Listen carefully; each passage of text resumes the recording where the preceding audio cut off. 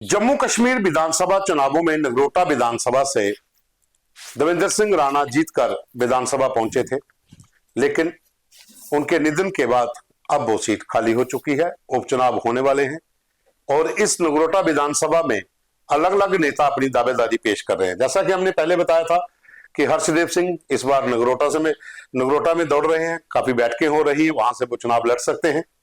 और दूसरी ओर भारतीय जनता पार्टी में शामिल हुई देवेंद्र सिंह राणा की बेटी देवयानी, वो भी लगातार बैठकें कर रही है और क्यास लगाए जा रहे हैं कि भारतीय जनता पार्टी उन्हें भी मैदान में उतार सकती है। लेकिन इसी बीच में नगरोटा विधानसभा में कांग्रेस की ओर से बलवान सिंह का नाम आगे चल रहा है। बलवान सिंह कांग्रेस के उप प्रधान है जम्मू कश्मीर के, और पहले भी वो जब विधानसभा जिंद्रा नगरोटा इकट्ठी हुआ करती थी उस समय वो 1983 में कांग्रेस के विधायक रहे, वहां से उन्होंने चुनाव जीता था। उसके बाद लगातार मठ से भी उन्होंने चुनाव लड़े, लेकिन उन्हें हार मिली। लेकिन अब वो नगरोटा में लगातार बैठकें कर रहे हैं। वहीं दूसरी ओर एक और नाम है अनिल शर्मा, जो जम्मू कश्मीर पंचायत कॉन्फ्रेंस के चेयरमैन हैं।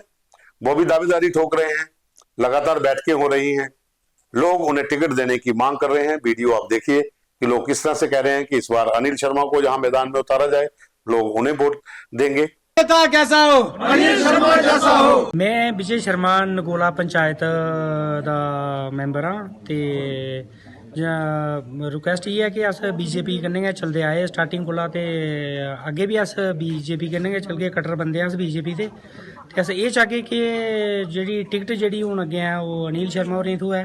हमने इधर सब भाइयों ने मिलके एक मीटिंग करवाई, इसमें अनिल शर्मा जी को बुलाया गया और हम शुरू से बीजेपी से तल्लक रखते हैं और बीजेपी को ही वोट देते हैं। तो अगर बीजेपी ने ये नगरोटा कॉन्स्टिट्यूंसी में अगर अपनी सीट कायम रखनी है तो हमारे अनिल शर्मा को टिकट दी जाए। भारतीय जनता पार्टी से यही अपील करना चाहेंगे कि हमारा जो कॉन्स्टिट्यूंसी नगरोटा की सीट है, इस पे अगर मजबूती बनाए रखनी है तो टिकट जो है वो अनिल शर्मा जी को दिए जाए और ये भारी मतों से जीत पाएंगे। हमारी राय भी यही है, जो हमारे ब्रदर ने कहा, हम भी यही कहना चाहते हैं कि हमारे लोकल नेता हैं और काम करने वाले नेता हैं। तो बीजेपी को, भारतीय जनता पार्टी को ये समझना चाहिए कि अगर उन्होंने सीट को निकालना है, अपने पास रखना है, तो माननीय अनिल शर्मा जी को टिकट देनी चाहिए। इन्होंने कहना है कि जैसे अनिल शर्मा जी हैं और बहुत ही काबिल और अच्छे इंसान हैं, जो कि जब आज तक एमएलए ना थे तब भी इन्होंने अच्छे काम किए। हम तो यही कहते हैं कि बीजेपी से हम रिक्वेस्ट करते हैं इस पार्टी से कि अनिल शर्मा जी को टिकट दिया जाए। जनाब अनिल शर्मा साहब जिंदाबाद। तो इन तमाम मुद्दों पर वीडियो जैसा आपने देख लिया, इन तमाम मुद्दों पर हम बात करते हैं। मेरे साथ हैं दीपक खजूरिया, जो मेरे एग्जीक्यूटिव एडिटर हैं।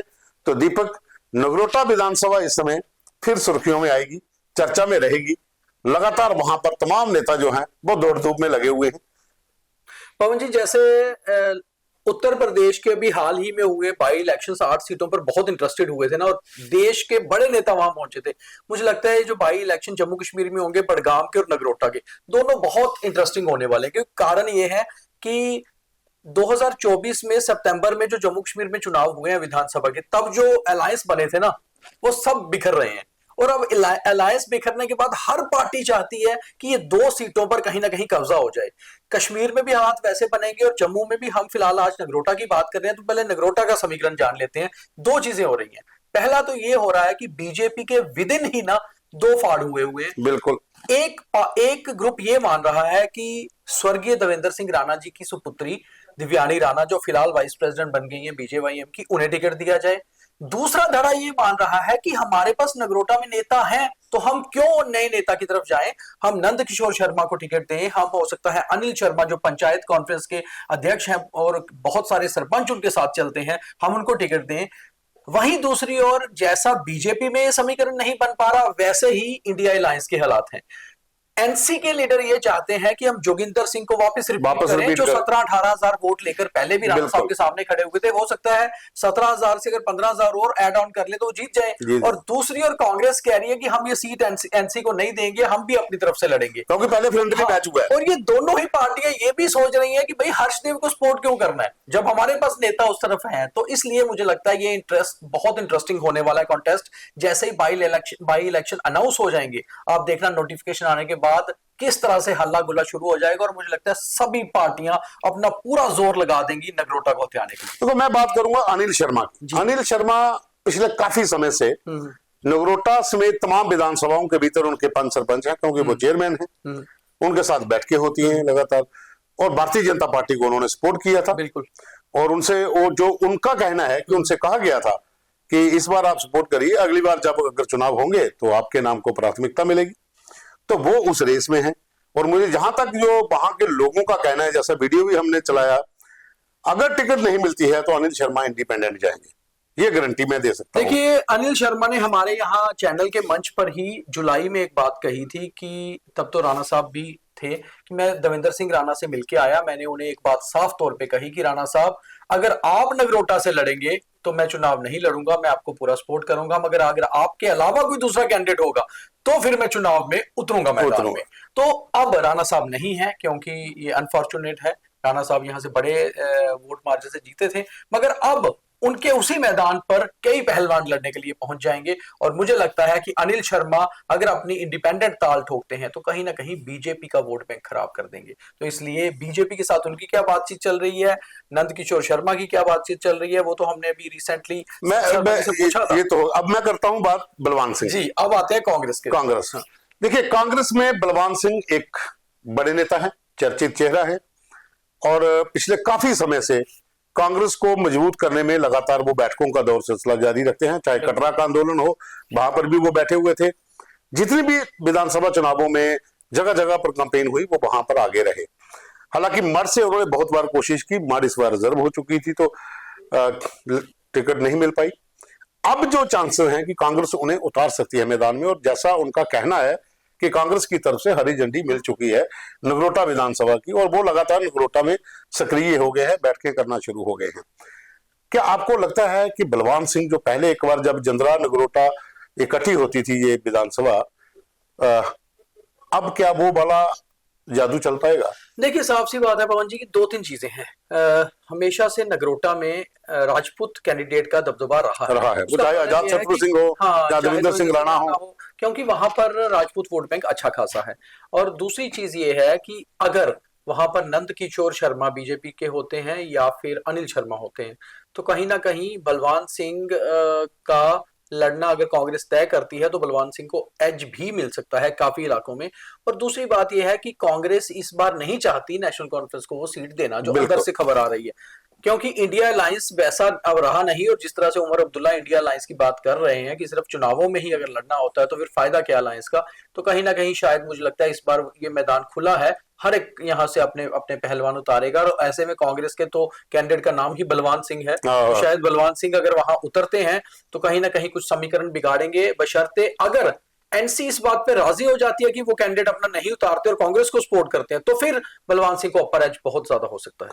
अब बात करते हैं नंद किशोर की। जी। ये नंद किशोर भी एक नगरोटा विधानसभा के भीतर कदावर नेता है, जुगल किशोर शर्मा के भाई हैं जो इस समय एमपी हैं, और देवेंद्र सिंह राणा की जीत में उनका बहुत बड़ा रोल था। राणा साहब ने खुद स्टेज पे बोला बहुत बार, इसको कोई नकार नहीं सकता।